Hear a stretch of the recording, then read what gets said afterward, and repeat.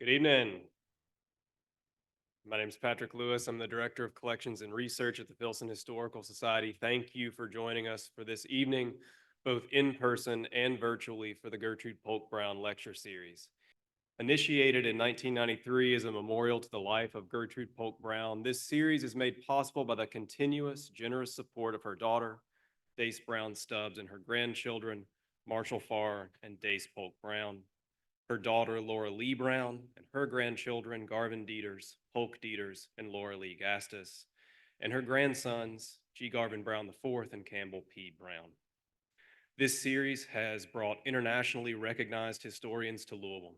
Over the 31-year history of this lecture series, more than 44,000 citizens have learned more about the significant stories of our region, nation, and world. The Filson is grateful to our sponsors for this generosity. Just as these individuals have made tonight's program possible, you can support the Filson, ensuring our history is preserved for generations. Please see the program that you received on the way in for more information on memberships and a list of our upcoming events. We're thrilled tonight to welcome Frank Bruni, the best-selling author of The Age of Grievance, to Louisville as our latest Gertrude Polk Brown speaker. This lucid, powerful examination of the ways in which grievance has come to define our current culture and politics examines the critical questions of how we got here, what does it say about us, and where does it leave us while charting a path forward. Frank Bruni has been a prominent journalist for more than 3 decades, including more than 25 years at the New York Times, in roles as diverse as op-ed columnist, White House correspondent, Rome bureau chief, and chief restaurant critic. He's the author of 4 New York Times bestsellers. In July 2021, he became a full professor at Duke University, teaching in the School of Public Policy. He currently writes his popular weekly newsletter for the Times and produces additional essays as one of the newspaper's contributing opinion writers. Tonight's presentation will be moderated by Richard H.C. Clay, the president and CEO of the Filson. Following the presentation, there will be a short question and answer session. There are 2 microphones up on the landing for our in-person attendees. And if you're joining us virtually, you can submit your questions in the chat and a Filson representative will share them as time permits. Book sales will immediately follow the conclusion of the lecture in the lobby. Please join me in welcoming Frank Bruni.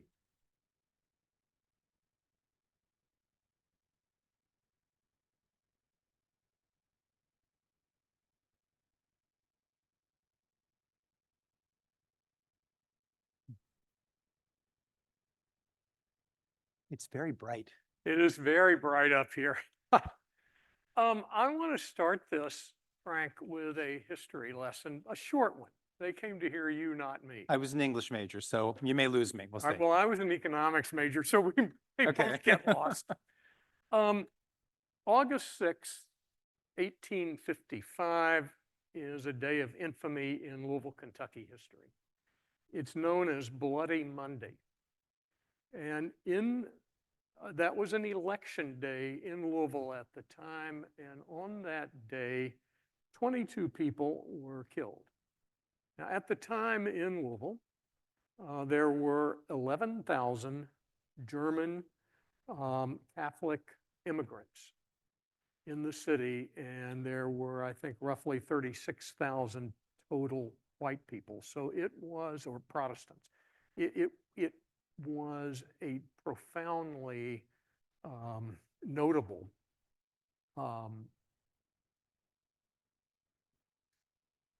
the word I'm looking for, I guess, mix of people, and most of these were immigrants who had come recently. It was the shootings also resulted in 100 buildings, businesses being destroyed by fire. And many other people, in addition to those who were killed, were maimed or injured. What happened, in essence, was the nativist party, the Know Nothing Party at the time, the American Party, had campaigned on a platform of doing away with the immigrants, persuading them to move or causing them to move. And it was fueled by a newspaper at the time known as the Louisville Journal, and the editor was a man named George Prentice. over the next 10 years, right up until the end of the Civil War, people from the immigrant population to Louisville fled. They went to Detroit, they went to Chicago, they went to Cincinnati, St. Louis, all of which then grew in population while Louisville was stymied until the end of the war.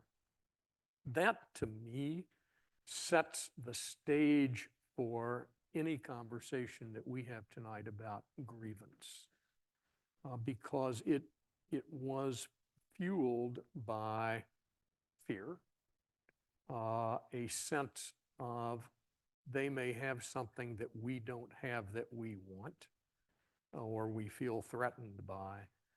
And I just would like that to be the backdrop during this conversation that we have as we get into what is a grievance, what is the nature of grievance, what caused you to come up with this particular book?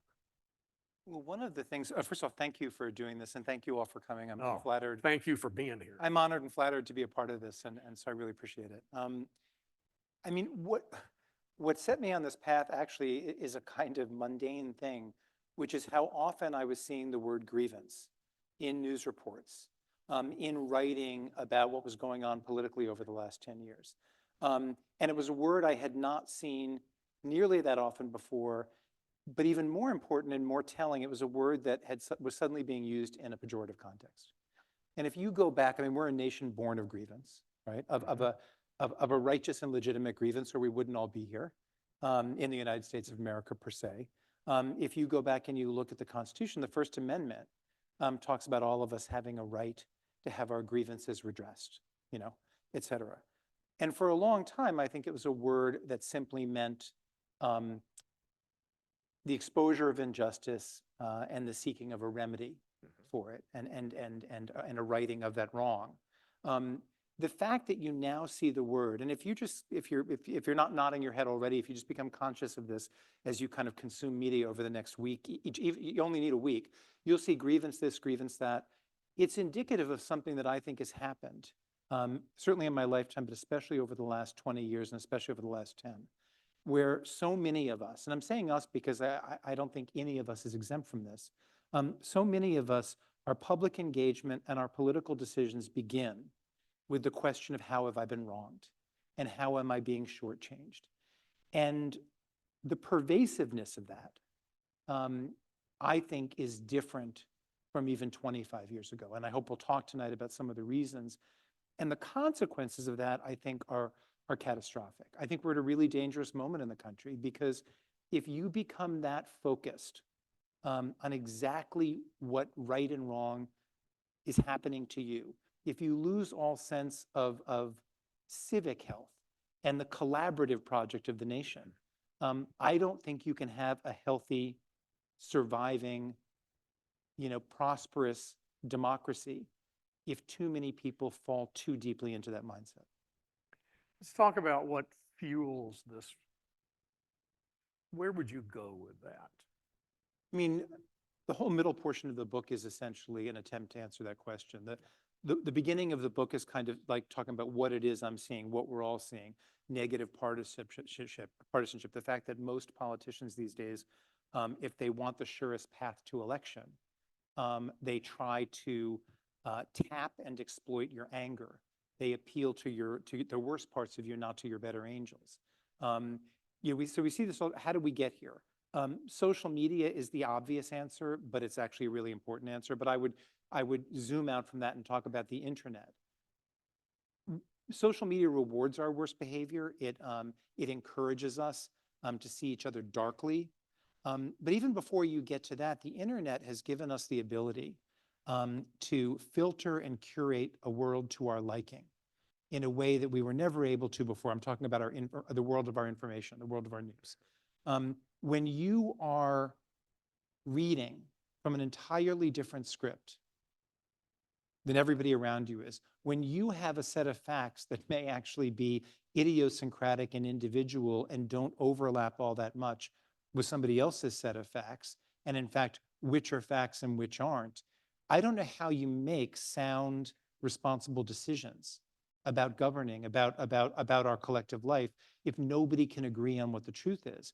And the truth is in dispute as it never was before because of these technological advances, because of what has changed in the way we consume our news and what comes to us in our information ecosystem.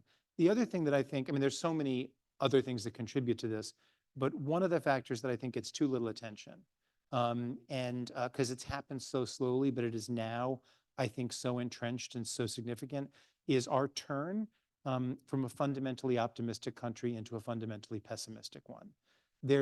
I throw some data at you in the book, but I think the one statistic or set of data that says this the most tidily is for about 5 decades, from I think the mid-70s forward. I've got the dates correct in the book. They're not correct in my head, probably. The Gallup organization several times a year has been asking Americans, are you generally satisfied with the direction of this country? Or I can't remember, again, I can't remember the exact language. It's in the book. And up until 2004, in a given set of years, in a given year, if you looked at the kind of graph line of what people were saying, it would go over 50%, generally satisfied, over 60%. It would dip down, but it was constantly waving up and down from that 50% line and often going up, up to 2004. Does that include that period in 1977, 78, then the hostages taken by Iran? I mean, that's when it would dip down, but it would go back up. Nothing like what it is now. Well, what's happened now is since 2004 to now, so that's 20 years, it's never been above 50%. We're going on 20 straight years in which some years they do this survey 2 or 3 times, sometimes 4. For 20 straight years, never have they asked that question and gotten 50% or more Americans saying they are generally satisfied with the direction of the country.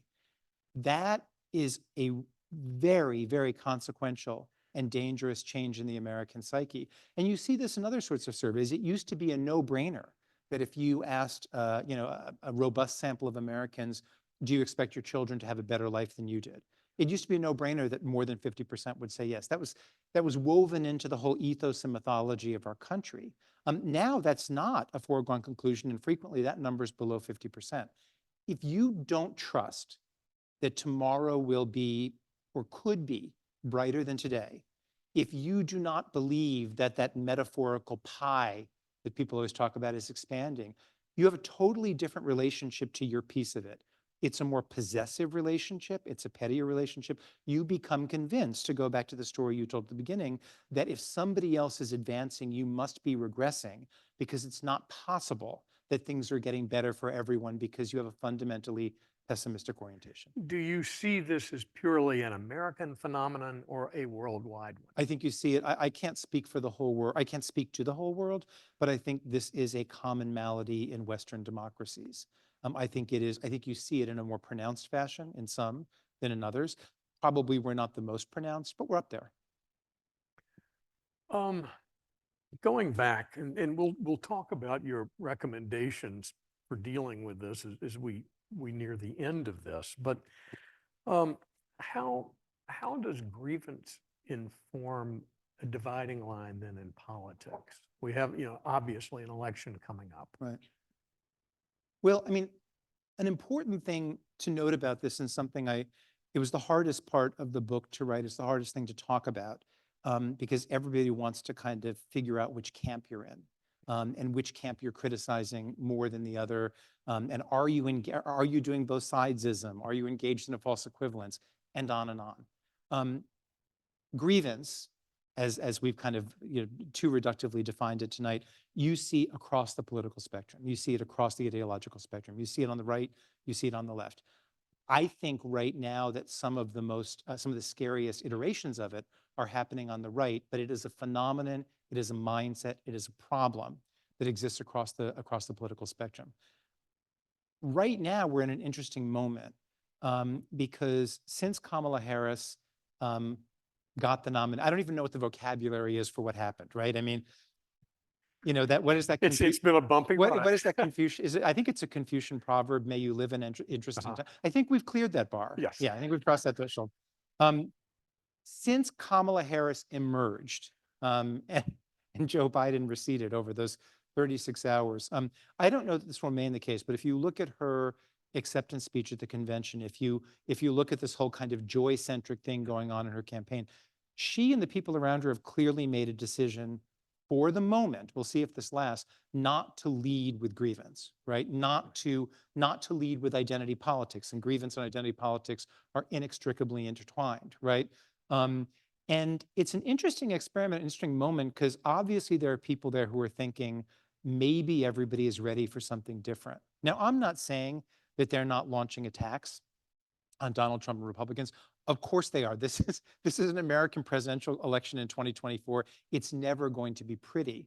But they're trying a different tone, and they're emphasizing different things than they might. Consider how much differently she's campaigning than if you go back to the 2020 Democratic primaries, than Elizabeth Warren campaigned, or than Bernie Sanders campaigned. If you listened to then, and often if you listen to an Elizabeth Warren or a Bernie Sanders, there's a very like, let's figure out who the villains and the victims are in our society. Corporate America, villainous, terrible. Here are the victims. She's not for the moment leading with a sort of villains versus victims narrative. And I think it's really interesting. And I think it's about, in part, this recognition of the perniciousness of our grievance culture and the desire to maybe see if we can't pivot away from it. And speak then to identity politics and how she is handling that from the viewpoint of her sex and her race. She is not talking at all, or very often. I mean, it's kind of, because you don't have to, it's there, it's implicit. She's not talking the way she might about breaking that ultimate glass ceiling and about what she represents in terms of the progress of women toward full equality. She's not talking overtly, or at least frequently, about what it means in terms of the progress of Black Americans, or in her case, South Asian Americans as well. Part of that is just obvious tactics. People know that. That's baked in. You don't have to mention that you're a trailblazer for people to know it. But the other part of it, I hope it's sincere. I don't know. I can't see inside her head or her heart. The other part of it is we spend so much time tucking each other into categories. Certainly we in journalism do it too much with our coverage. You know, a candidate will start to emerge, you know, in a congressional race or a Senate race or wherever, and you see these stories, what this candidate means for Black Americans, what this candidate means for gay Americans, what this well, I mean, this candidate doesn't mean entirely different things for all these different groups. And implicit in that approach and implicit in those questions is the idea that we don't have common interests, that we have competing and boutique interests. And I don't buy that. And so I think it's really important, if you have the opportunity to talk more or less in language of identity politics, I think it's really important to talk less, because I think you lean too far into identity politics on the right too, and you're actually kind of speaking a language that is antithetical to what this country is supposed to be about, which is the kind of common project and melding of all of us. And those identity politics, this business of we define ourselves by what we read and the people with whom we speak, and the social media that we pay attention to. That has caused, I think, as I read your book, a separation, a sorting of Americans. And we do it by neighborhoods, polling places.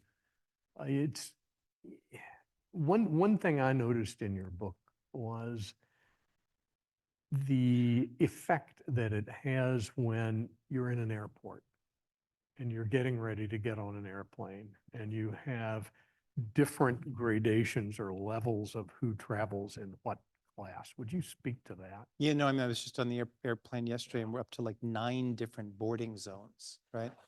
No, but I mean, we laugh, but I mean, there's a tiering. What has happened, both in terms of income inequality, wealth inequality, but also in terms of what has happened in our service economy, is we are more relentlessly tiered, more relentlessly sorted into our levels of privilege than ever before. When I was growing up, I remember my family's first big trip to Disney World and Space Mountain and all of that. There was only one line. There was no, special genie pass. So you didn't have one group of people watching this gilded other group speed to the front of the line while they were sweating for 2 hours in the hot Florida sun, right? Mhm. Look at the way a rideshare service. You can do different levels of Uber. If you want to pay a little more, you'll get a black car. It might come sooner. Every single decision you seem to make in terms of purchases, in terms of that sort of thing, there are tiers and levels of coddling. The gym, Oh, right? yeah, yeah. I mean, Equinox has different level trainers, based, I guess, on how magical as ab whisperers they are. I don't know. You know, there was, it may have changed now, but when I was living in Manhattan, I'm in North Carolina now. One of the Equinoxes had a special area where, like, kind of celebrities worked out, and you could only get into it via a retinal scan, right? And if we're really honest with ourselves, I don't think some of these higher tiers that people purchase or that we ourselves purchase, I don't think we do it just because it's better service. I think we do it because it's branding us as more privileged and insider than others. Mhm. That, I think, has such a toxic effect on the way we relate to one another and how we view one another. And if you want to look at the long list of reasons why so many people in 2016 began to feel so hostile toward the elites and all of that, this is part of it. Because there is a flaunting of one's wealth and privilege in American life right now that is so Gilded Age. But it's a Gilded Age with all the assistance of technology. So it happens even when you sign up for something that you stream. Are you going to do commercials or no commercials, right? How much you're willing to pay? You can always customize it. Or if you're buying a car, do you get a limited or something a little less? And then to make it even worse, I mean, we're laughing about it, I'm smiling, but it's a really big problem. Take a Taylor Swift concert, right? Oh, yeah. And I write about this in the book, when I was growing up, there were maybe like 4 prices in the arena when I went to see Queen in concert. And by the way I got my 8th row seat when I went to see Queen in concert, because it was pre-internet and all of that, is my brother and I and 2 of our friends got up at 2 in the morning, brought our sleeping bags to the ticket office of the Hartford Civic Center and camped out. That's what you did. Now, no, the way you get the best seats is you pay $3,000, $4,000, right? And then what do? You Instagram the whole damn thing, right? So you make sure everybody knows, here I am in the 2nd row where you are not, In the book, you talk about merchants of grievance and how unwilling these merchants of grievance are to let go of grievance. Talk to us about that. So, and this is part and parcel of the way the media culture's evolved and the way people consume media.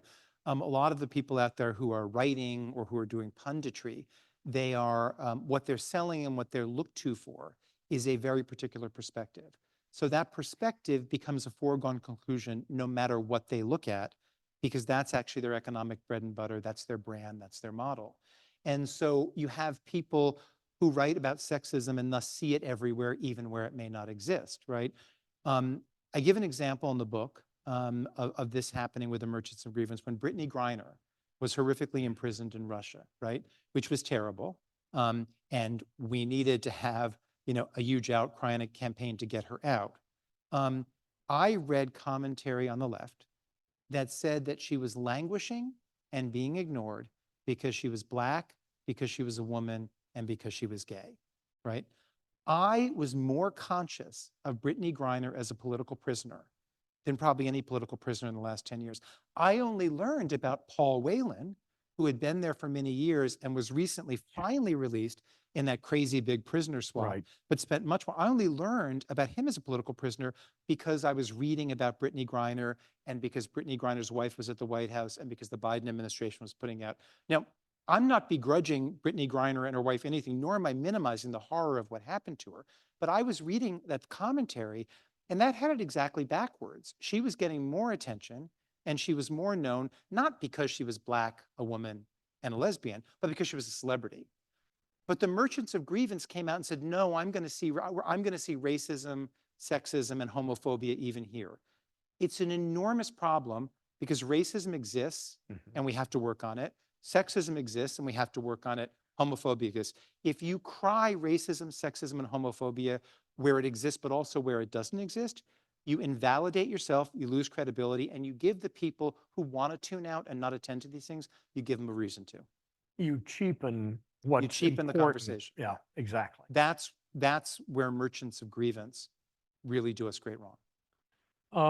Is there an argument that there are certain elements of the press that can be considered merchants of grievance? Many people in the press, yeah. I mean, what is the press these days, though? I mean, it's this The amorphous internet, thing. yeah. I mean, there is more, the trend in media is toward opinion writing. It's toward small news entities, if you want to call them that, on the internet, that haven't had to kind of like put together a lot of money to exist, that don't have the kind of money to send reporters out to do kind of actual reporting and bring back objective news, whatever that was or is at this point. The easiest model is to have, I'm reducing it, to have 10 people riffing snarkily in a room, right? Yeah. And the surest model is to kind of tell all those people, here's the ideological note you're hitting. Here's the partisan note you're hitting. Because it turns out that all of us, and that's important, we bear the ultimate responsibility for the final responsibility for this. All of us are consuming media in a way that rewards that, right? I would often speak to audiences after the 2016 election, and if they were on the Upper West Side of Manhattan, I know this is going to really shock you, they tended not to be Trump supporters, right? I'm horrified. I can't believe. No, it was a revelation. Yeah. I thought all my fellow Fairway and Citarella shoppers were big right wingers. I would get very angry audiences saying, "Why did you all made this happen? Why did you write so much about Trump?" And I said, well, an equally good question is, why did you click on so much about Trump? We have the ability, not just we, the New York Times, but the media, we can measure audience behavior By more clicks. accurately, I mean, really accurately, and in real time in a way we couldn't before. We can tell, have you come to my story from a smartphone, from a Google search? Were you following a social media post, like a tweet or an Instagram thing? Did you stay with it for 30 seconds or for 3 minutes? We can tell all of that, right? Invariably, journalistic organizations are businesses, even when they are trying to integrate a whole bunch of public service and do a lot that is just about educating and enhancing democracy. They're going to do other things that are about driving business because you need revenue to do any reporting. We know what's happening, and it ends up influencing what we do. And I would always say to these audiences, if you had been clicking as rapidly and fervently on John Kasich articles, 1 week later, you would have been deluged with John Kasich articles. We have more ability to influence the news we get than ever before. So we should all be conscious of our behavior and our culpability in this. Got it. Infantilization. Let's talk about college campuses and how we sometimes coddle and protect students and how that comes from various persuasions. Well, the most common grade at elite institutions like mine, Duke, is an A, right? Yeah. I think I was in a meeting at one point, it might have been my first semester there, and I kind of knew this because I read the news like everyone here does, but it doesn't really kind of sink in until you see it. And I don't have the numbers committed to memory, I don't remember, but they were kind of giving us the latest, the kind of top administrators were giving us the latest like lecture about grade inflation, which washes over everybody because nobody wants to be the unpopular professor with empty seats, right? Because they give out the grades that are too hard. They showed what the grade point average that was needed to make the dean's list. And I think the dean's list is like top 10%.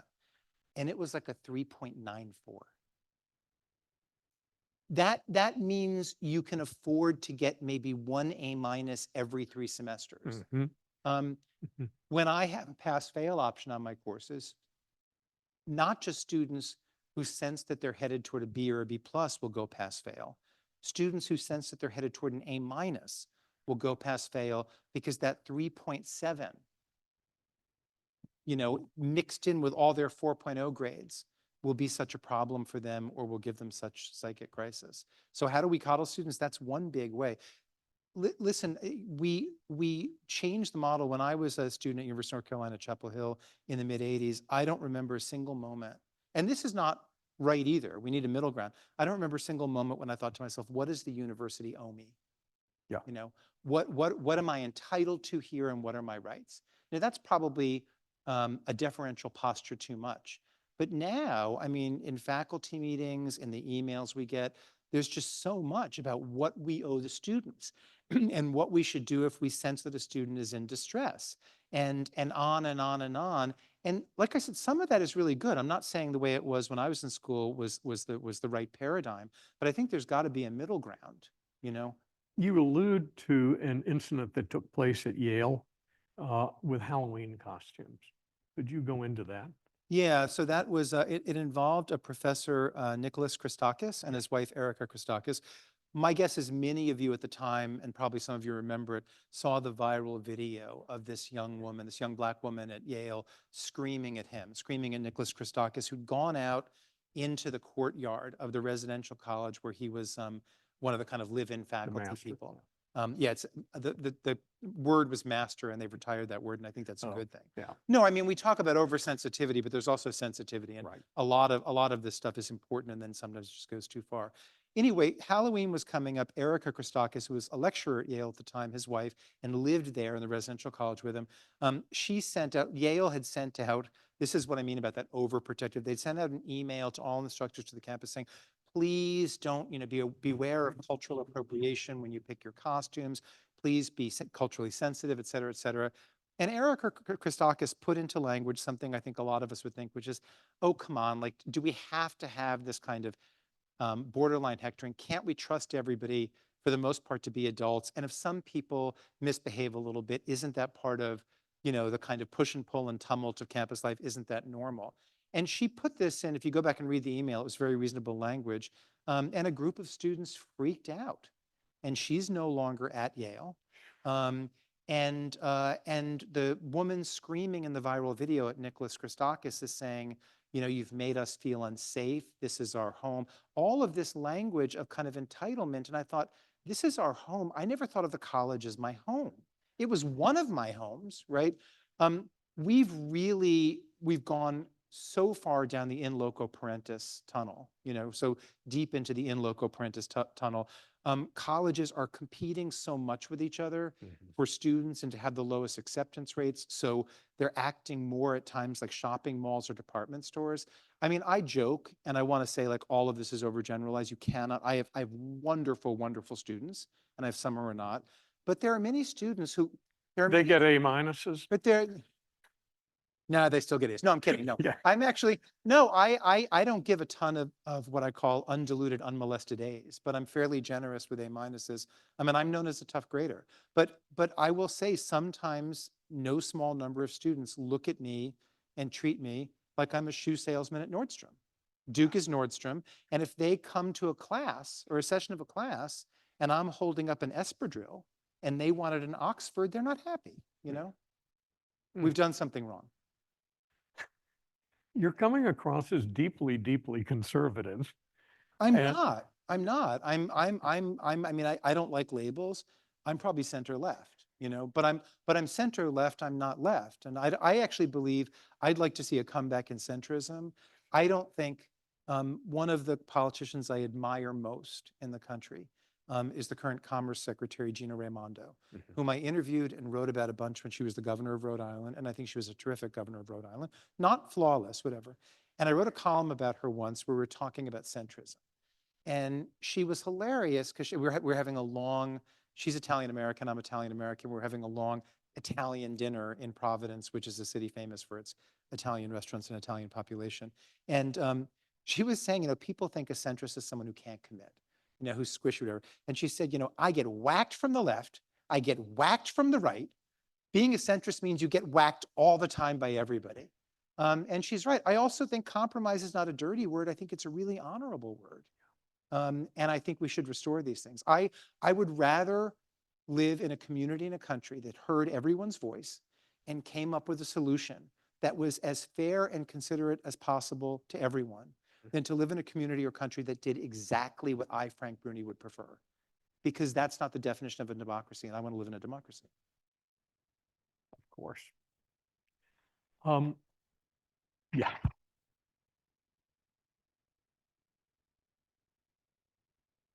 What is your antidote? What's your cure? Is there one? Well, there are a lot of them, and I think one of the challenges is I don't think there's one thing we can do. You know, there's not like we can write one big omnibus tax bill and it will make everything right. But I think there is a sequence, an accretion of things we can do that would make things a lot better.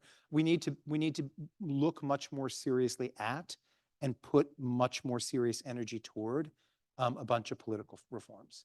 I am a big fan of nonpartisan primaries, you know, nonpartisan elections. I'm a big fan of ranked choice voting. We don't really know what it would do yet because it's been used so infrequently. And so there's some doubt about it, but we should damn well try it. I think we need to make the end of gerrymandering in those states where it is still pronounced. Mine in North Carolina was one for a long time.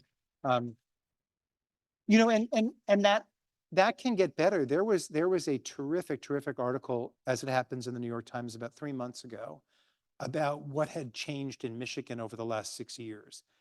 And all of these things that were citizen-led and that were successful, that made the partisan complexion and the nature of the government more reflective of what polls showed about where the populace of Michigan really was. And it was citizen-led, and it was sustained, and it was committed, and it worked. I think we need to put more energy in that. I think we need to think more seriously about the way we design cities and states and communities. You know, you can, I mean, it's little stuff added together. If you're creating, and I'm struggling for the word, like when you cut the ribbon or whatever, of a new park, right?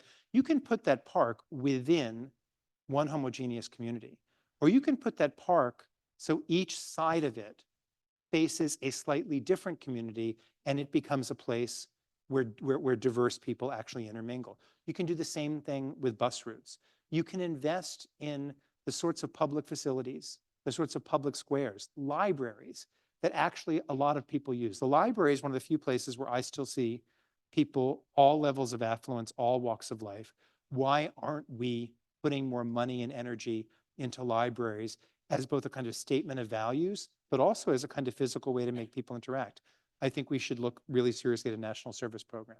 I think it could be a huge success because it doesn't have to be mandatory, which I don't think would ever fly. But I think you could build in rewards and incentives to doing national service so that you could reach a point that enough people were doing it. And what would then happen is what happened in the military at certain junctures in the past of American life, where you had people from different regions, from different races, different religions, having a joint mission and being forced to see one another as actual people, you know, three-dimensional, not just as identity group categories. I think we could do that. That's remarkable.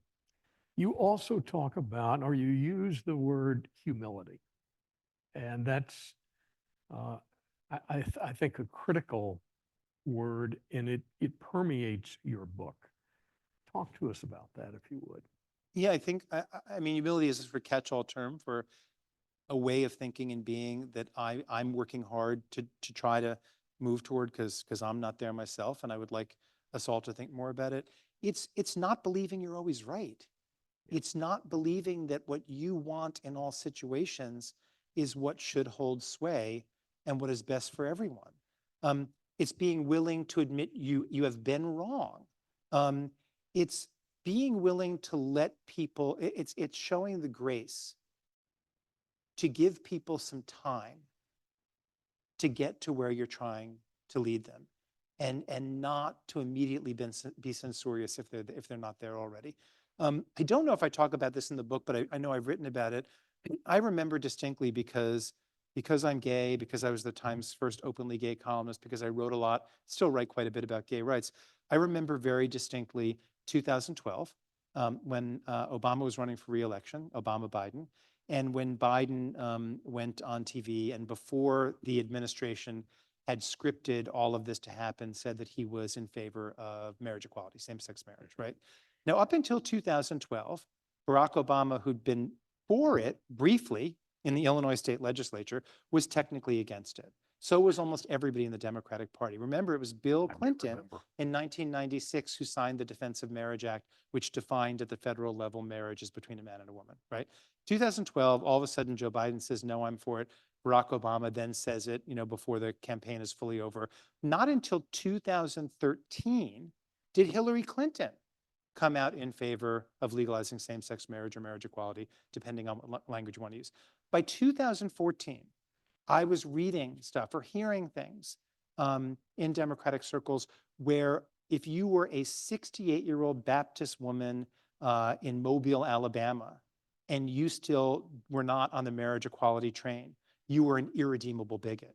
It's like, wait a second, she's a year behind Obama, right? I mean, we need to like just kind of show one another a measure of grace, give one another time, and not always lead with here's how terrible you are, but maybe with like, here's how much better you could be, right? It's a tonal difference, it's a substantive difference, and I think it could mean a lot.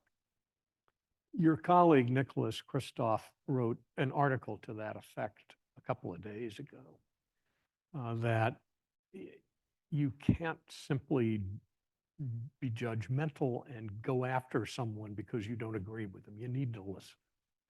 And I think that's exactly what you're saying. And then here was a quote, and I'll give it to you, out of the Times by Michael Roth, the president of Wesleyan. Yeah.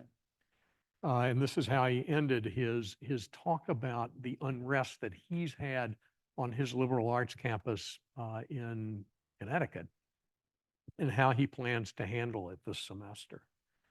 And this is my greatest hope for the fall, that we will cultivate our ability to pay attention, to talk to one another across our differences. And then we get to make choices on election day. I don't expect agreement, but I do trust that our disagreements can lead to learning. It will be an exciting semester. With that, I would like to open this up to questions, because the questions you'll get out here will be vastly better than what you've gotten from me. I don't believe that at all.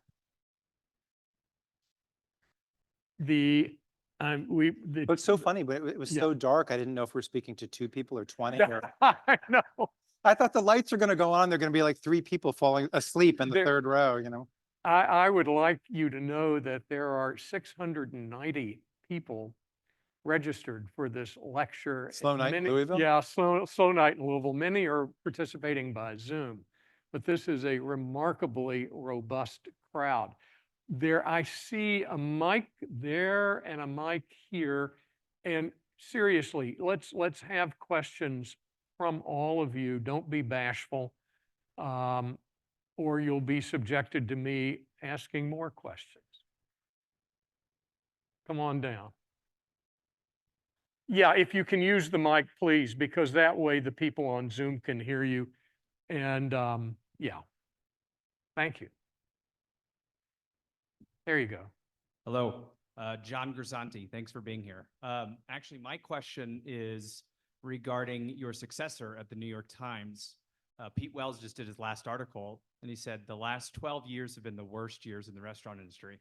Sounds like a grievance to me. I'm curious what your stake is in that. I don't know if that rises to the level of grievance. I think that's just analysis. And I don't know. I'm not, I stopped, my stint as restaurant critic was, I think, 2004 to 2009.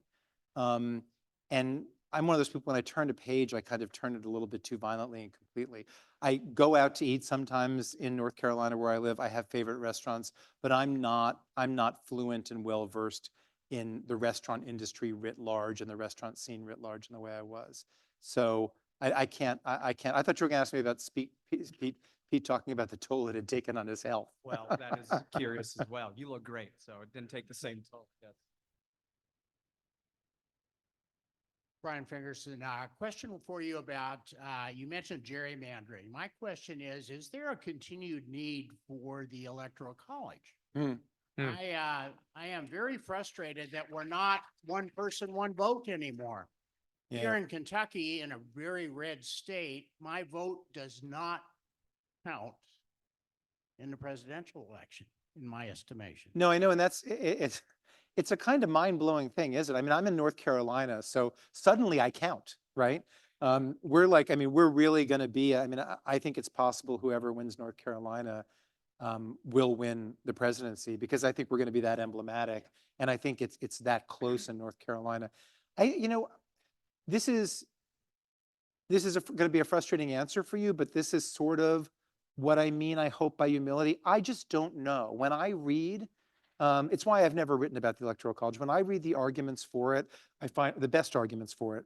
I find myself doing some nodding and saying, I get that. When I read the arguments against it, I think I nod maybe a little bit more vigorously, but I just haven't come to any clarity. But it pains me that, and this may be the winning argument, and so maybe I think it should be abolished. It pains me that so many people go into the most important election of all, the presidential election, and feel like what they're doing is irrelevant. I mean, I had to make, when I lived in Manhattan, I kind of had to make myself go to my voting precinct, whatever you call it, on election day, because like it didn't matter who I was voting for, it was going to be blue all the way, and that felt just wrong. I don't know what to say about it, though. I don't think the it's one of those things, I don't think the Electoral College is going anywhere.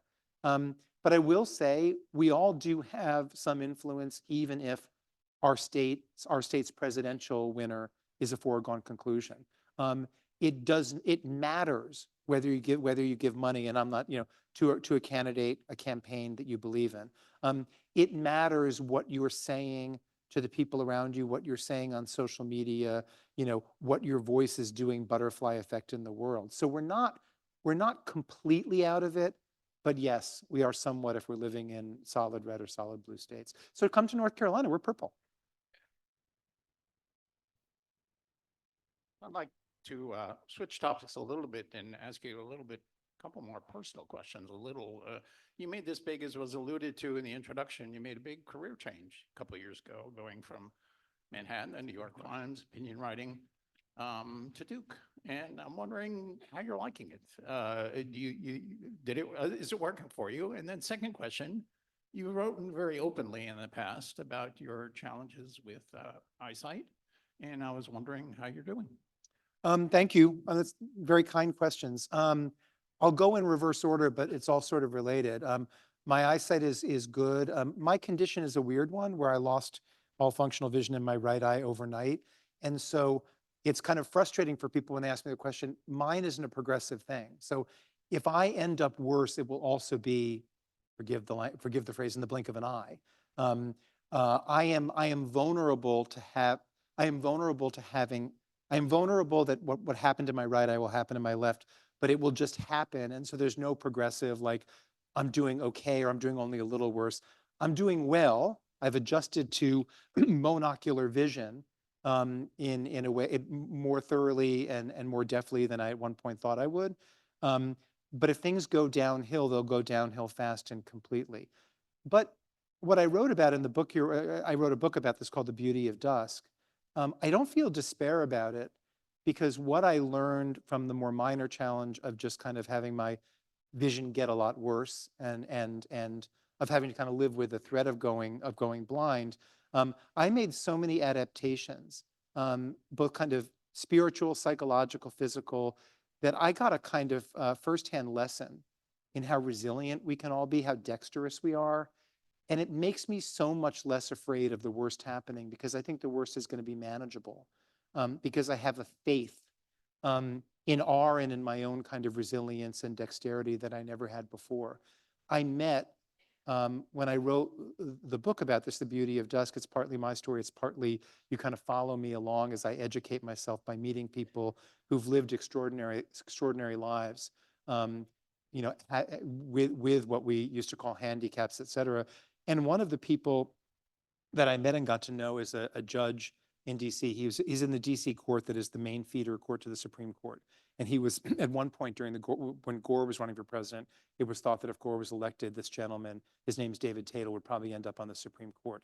He's been blind since he was in his early 30s and has had this major legal career. And I got to know him and his wife. He was very generous with his time. We talked extensively. And at one point, we were going from his chambers in DC to the metro, to take the metro home to meet his wife, Edie, who had made dinner for us. And I thought, okay, I'm going to like escort him with my arm like this out of his chambers, and I'm going to be leading him across the street.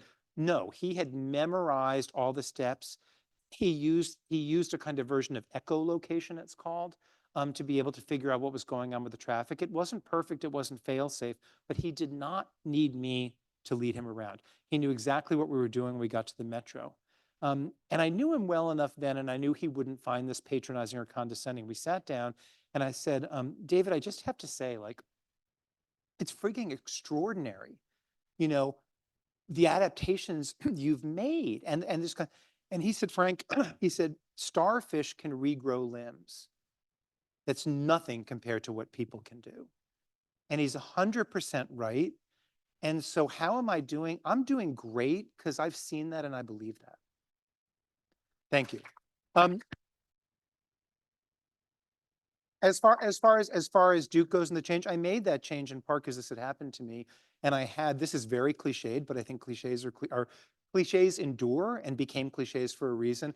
I realized that there were things I wanted to try and do, and that I could not assume I would have all the time in the world to do those things. And I had always wanted to try to do a kind of hybrid life of writing and teaching. And just as I was thinking that, the universe was really great, and someone at Duke emailed me out of the blue, someone I didn't even know. And so we've got a great position here that'd be perfect for you. So you've written for both the news side and the opinion side of the New York Times. How do you understand the line between those two areas? And do you think that the grievance that you expect to see on the opinion side is moving across to the news side? I think there's been a lot of, it's a great question. I think there's been a lot of bleed, a porous line between the two for a very long time. You know, and it's getting fuzzier and fuzzier. And I think it's always been a little bit of a myth that the news side is entirely objective. I do believe that there are many reporters, majority of reporters, who, when they sit down to do a given thing within set parameters, they try to be, if they're on the news side, they try to be neutral, they try to present various perspectives, they try not to cast judgments. But there's such a judgment made about what you're assigning, what you're covering, what you're paying attention to. You know, the universe of things you could be writing about is pretty much infinite. The universe of ways you could be writing about something that everybody has agreed they're going to write about is infinite. And as soon as you come up with a story idea or an angle and approach, you have exercised judgment in a way that is never entirely objective, whatever that is, right? But I think now, because of certain economic pressures, I think because you have news reporters who have sideline gigs going on TV and sitting on panels where you always get lured into stating an opinion, right? I think it's becoming, I think that line is becoming fuzzier and fuzzier and almost invisible, and I don't think it's ever going to get bolder again. And that's partly, again, to go back to what I said before, people don't want it. I don't know all of you in this room, but I bet you if you're honest, and if you go and look at what you spend most of your time consuming, my guess is a lot of it is stuff that is of an ideological or a partisan bent that matches your own. And you didn't sit there and say, I'm going to live in an echo chamber. It just sort of happens. You know, you follow one thing, you read one thing, this gets recommended to you. What happens with the news and with our political engagement is exactly what happens to us, you know, when you're on your Netflix account and it says you might also enjoy these, or when you're on Goodreads and it says you might also enjoy these, right? They're profiling you and they're encouraging you to do more of the same. And that's happening in news too. Anyway. Thank you for your wisdom tonight. I don't know about wisdom, but thank you. I'm going to apologize for using Mr. Trump as the example, but he's just the easiest example. He often is, yeah. Yeah. So I wonder if you would like to tease out how much you think someone like Trump is a mirror of us, sees our grievances, lets us air our grievances, opens the bottle and lets the evil genie out, makes it acceptable, versus how much do we mirror him and are sort of the willing participants of doing what he commands people to do, sort of in the banality of evil sense. Well, I mean, of course it's both, right? And it is important. And I'm glad you brought that up because I think too many people kind of feel like, well, everything was fine and Trump came along and he made us terrible. You know, the people who feel that way, too often they kind of speak that way. Donald Trump, I mean, we can get into long arguments about the popular vote versus the electoral college and all that, but Donald Trump would not have been elected president and would not have found the traction he did as a candidate if the country wasn't already there to some extent.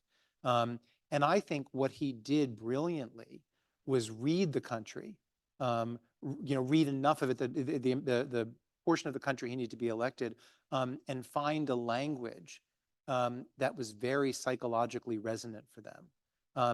It's kind of absurd in some ways. I mean, I've never covered and watched a politician who engaged in more self-pity than Donald Trump. No, I don't mean that as a partisan comment. I think that's a completely indefensible analysis. He's constantly telling you how terrible people are being to him, how horrible he has it. And of course, it's quite an act of political sorcery because, he's flying around in gilded jets, and he's got, I'll take one of his residents, let alone, 6 or 7 of them, however many he has.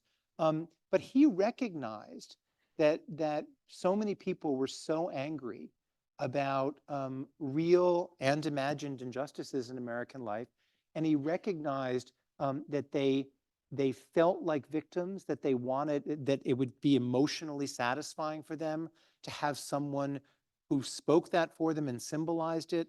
And he has said many times versions of a vote for me. He doesn't use this exact phrasing, but a vote for me is a middle finger to the people you hate. And there was a kind of brilliance in doing that, because I think a lot of his most fervent fans, the reason nothing he says or does or is convicted of or indicted of, the reason it doesn't matter is because what matters most is he is pointing at, giving the finger to, and torturing the people that they feel deserve that because they feel those people have wronged them and other Americans. And that kind of negative partisanship has become probably the most potent engine in our politics today. And that is a pan-political spectrum thing.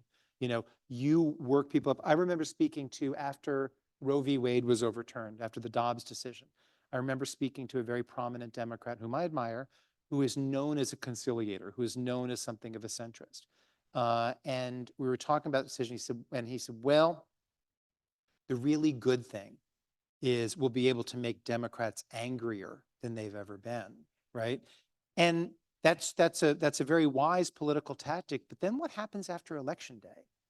If everyone is motivated by anger, and if everybody is told that you need to get out and vote for candidate A because candidate B is not just bad, but an agent of the apocalypse, right? What do you then do when candidate B wins, right? How do you have any sort of healthy and measured response to that outcome if the lead up has been what I just described? Anyway, so and then I think Donald Trump, I mean, to finish, I do think Donald Trump and other people like Not Alone, I think that when you speak that language of division, and it's been spoken across the political spectrum, when you cast all of your political enemies as absolutely morally depraved people, I think you give permission for everybody else to do the exact same thing. You model a kind of behavior that catches on. We have time for one more question. I'm sorry I'm so long-winded. Oh, we have time for 2 more questions. How about if I answer really fast and we do 3? There you go. Okay, yeah. All right. I'll just stop Well, going then. Thank you to everyone who just gave that opportunity for me. My quick question is, you mentioned earlier about the Pew polls where the decline in the optimism about America was happening. And I wonder if you could speak to the relationship between grievance in our politics and what a lot of people have written about recently about kind of politics almost as a form of religion. And how the observance of organized religion has also decreased. And I wonder, some people think those things are interrelated, and I just wondered what you thought about that and the relationship of grievance.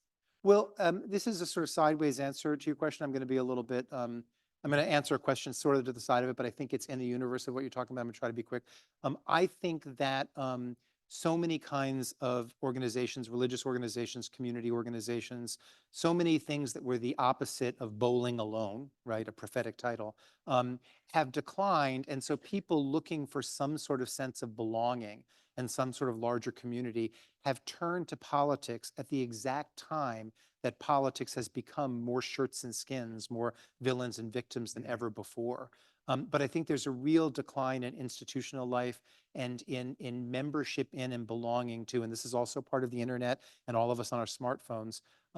We no longer belong to as many groups as we did, and to groups that would have a diverse population, diverse in every ways, including diversity of thought.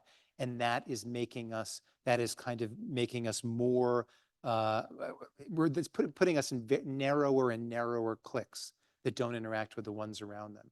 And I think that's the problem. What would you say to us who are trying to make a difference in bringing people to the table to overcome partisan? I'm one of 2 presidents of the League of Women Voters here in Louisville. We've invited all 30 candidates, thank you, for House, Senate, Metro Council. There's 30 races. One party has declined to participate because they're so offended by the partisanship of our nonpartisan organization. They won't even come to the table. What's your advice for us to try to get the other party to even talk with us, you know, and have civil discourse? Well, I mean, I don't know. I mean, I don't know if there's any good advice. I don't know who's making the decisions in that other party. I don't know who's in the leadership of that other party, that wing of that other party right now. I mean, I think the only thing you can do, and you know this, is I'm not telling you anything you don't know, is the only thing you can do is continue to behave in a way that proves that wrong. But there are some people who won't be proven wrong. And then I don't know what you do. You can't, I mean, you can't make them come to the table. But what you cannot do is begin to talk about them in such vicious and condescending ways that you've assured that they will never change their mind. So come to our forum September 16th.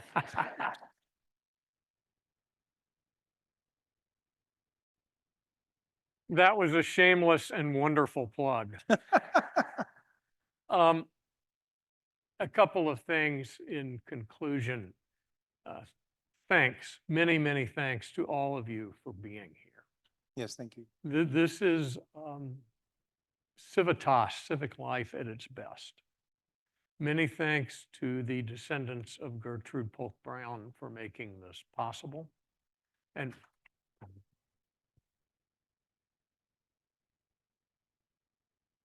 Frank, many, many thanks to you for being here. Thank you.